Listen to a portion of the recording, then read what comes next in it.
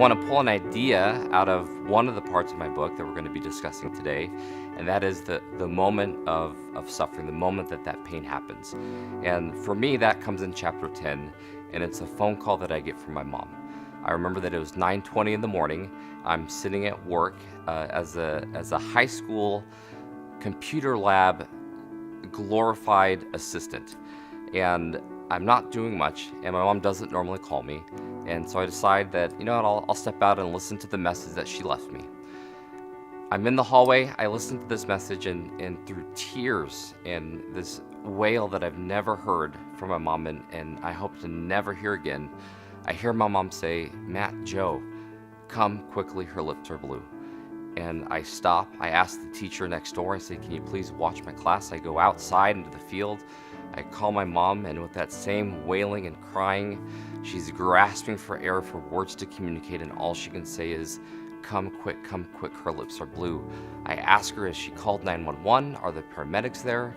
She finally is able to communicate to me that yes, the paramedics are there. They've been doing CPR, they're gonna take her to the hospital, but all she needs me to do is to come.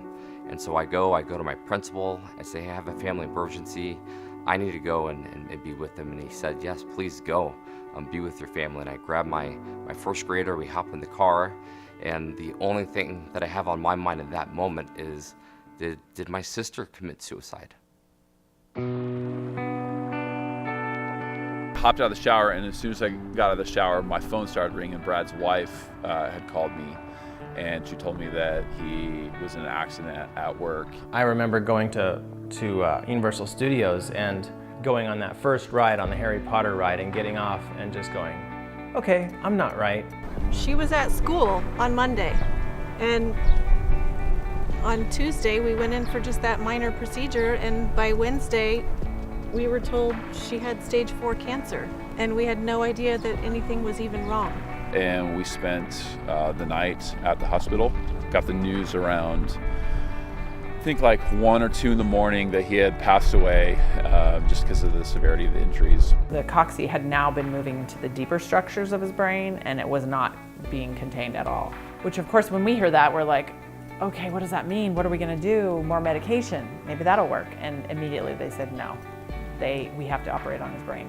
Like today, he's actually not only had that, but he's had a stroke. So the night she was diagnosed, the doctor took us in a room and told us that it was stage 4. It was in her lungs, her sternum, her hip, her thigh, her bone marrow.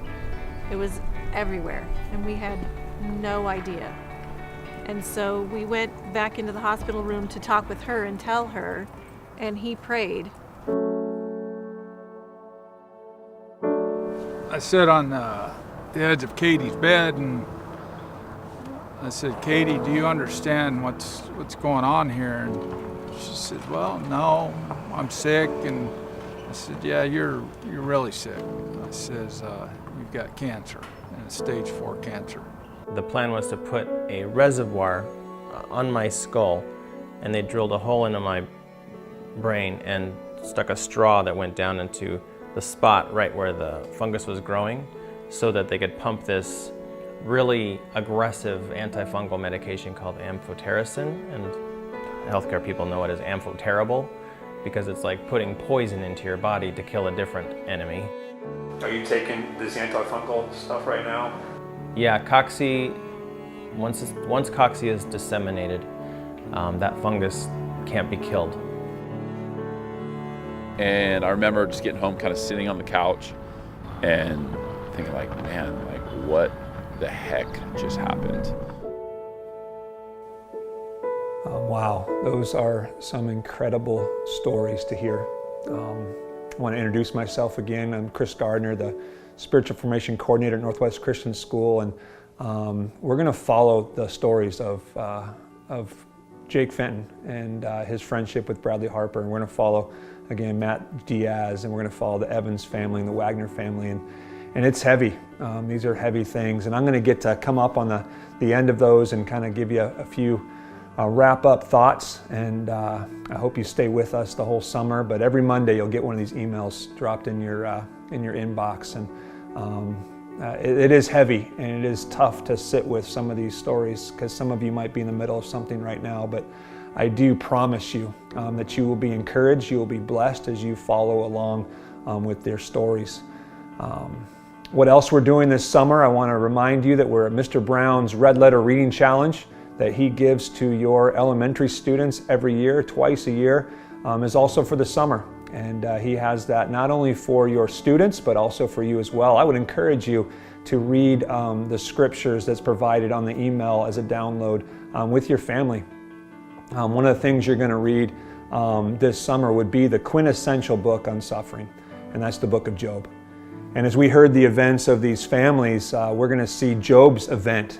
Job's event was in the first chapter in verses 12 through 22, where he gets hammered with bad news. He gets that phone call, then another phone call of losing his livestock, losing his servants, and eventually the last phone call or the last news that he gets is that he loses all 10 of his children. It's tough to sit with that, but I'm going to give you a little bit of the end story. There's hope and there is redemption, and we're going to get to see that and talk about that. So I look forward to being with you this summer as we listen to the stories of these great families. God bless you, and I'll see you next Monday.